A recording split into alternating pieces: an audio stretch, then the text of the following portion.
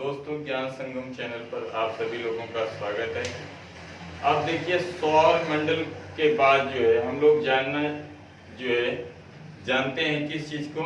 तो उसमें सौर मंडल का जनक किसे कहा गया था? तो सूर्य को कहा गया। तो सूर्य के बारे में जान लेते हैं। ठीक है दोस्तों, सूर्य क्या है? तो सौर मंडल का जनक है ये सौर मंडल का जनक है। अगर ये सौर मंडल का जो है जनक है तो इसके भी अपने कुछ होंगे। अब देखिए, इसमें जो है ये क्यों जनक है? क्योंकि ये पूरे जो है मंडल को ऊर्जा प्रदान करता है।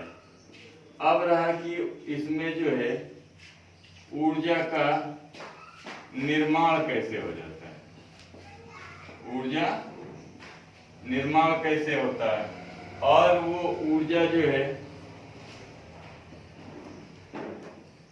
ऊर्जा बाहर कैसे आती है। ठीक है दोस्तों, तो ये दो चीज देखते हैं। देखिए, इसके अंदर ऊर्जा का निर्माण किस तरीके से होता है। तो इसमें जो है ऊर्जा के निर्माण जो है नाभिकीय संलयन क्रिया द्वारा होता है।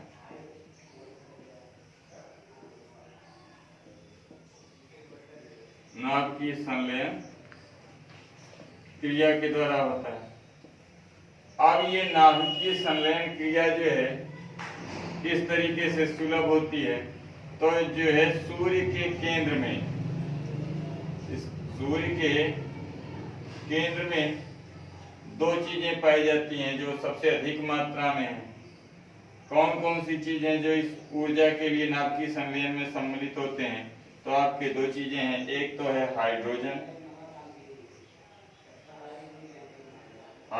है, और दूसरी चीज क्या है?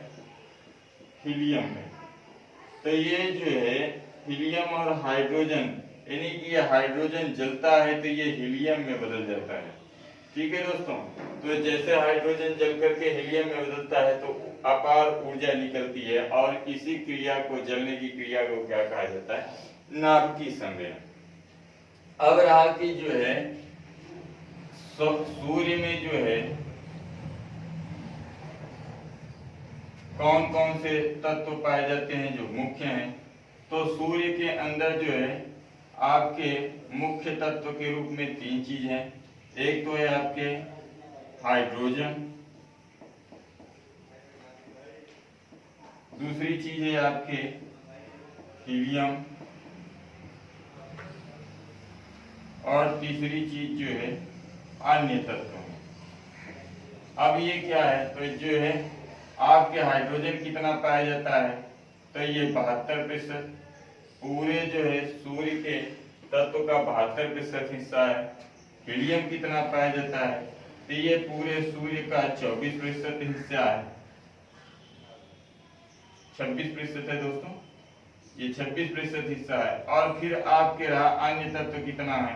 तो आपके अन्य तत्व जो है 2% है। इस तरीके से इसमें जो है ये सारी चीजें पाई जाती हैं, और इन्हीं 2% तत्वों में ही बहुत सारी चीजों का जो है स्वरूप दिखाई देता है। अब देखिए, ये जो है आकार, पृथ्वी से आकार में सूर्य हमारा कितना बड़ा है। तो इसमें दो चीज आती है कि इसकी आकार की कितनी है, और ये जो है द्रव्यमान यानी कि वजन में पृथ्वी से कै गुना है। तो जो है द्रव्यमान देखा जाए, अगर द्रव्यमान देखेंगे तो ये पृथ्वी से जो है द्रव्यमान में पृथ्वी से 30 लाख गुना अधिक है। कितना है दोस्तों? तो 30 लाख गुना अधिक है।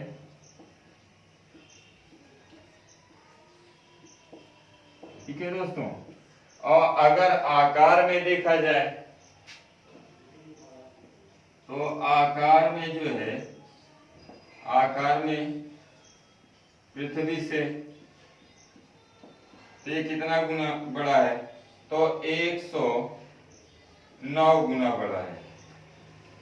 ठीक है दोस्तों, द्रव्यमान में 30 लाख गुना, यानी कि जो है सूर्य के का वजन 30 लाख पृथ्वी के बराबर है और आकार जो है पृथ्वी से 109 गुना है।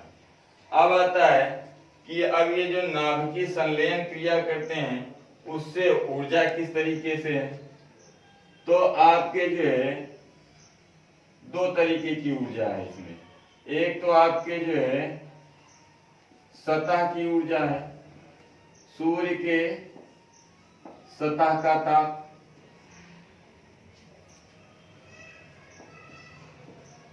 इसका तापमान ये कितना है, तो ये जो है 6000 केल्विन है। और जो है केंद्र का तापमान ये कितना है, तो ये जो है 15 मिलियन केल्विन है। ये जो है सूर्य के सतह और केंद्र का तापमान है।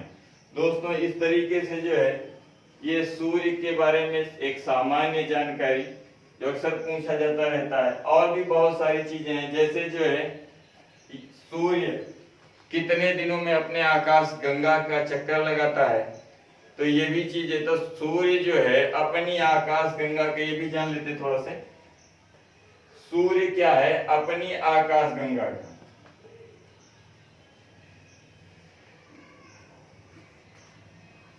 सूर्य किसका सदस्य है, तो ये जो है सदस्य है मिल्की वे आकाश गंगा का, यानी कि दुग्ध मेखला आकाश गंगा का। दुग्ध मेखला का ये सदस्य है, दुग्ध मेखला आकाश गंगा का।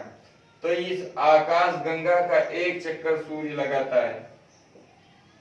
सूर्य कितने दिनों में, तो 25 करोड़ वर्ष में, 25 करोड़ वर्ष में आकाश गंगा का एक चक्कर लगाता है।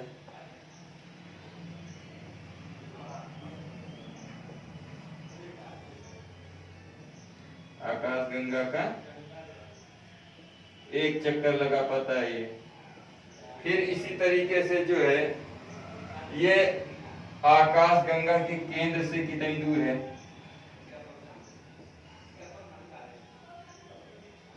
आकाश गंगा के केंद्र से दूरी सूर्य के कितनी है, तो ये जो है दूरी आपके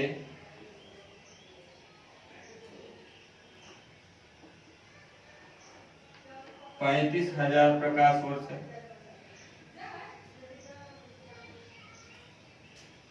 ठीक है दोस्तों, इसी के साथ आप लोगों को जो है बहुत सारी शुभकामनाएं। आप लोग हमारे चैनल को सब्सक्राइब करें और हमें उत्साहित करें। धन्यवाद।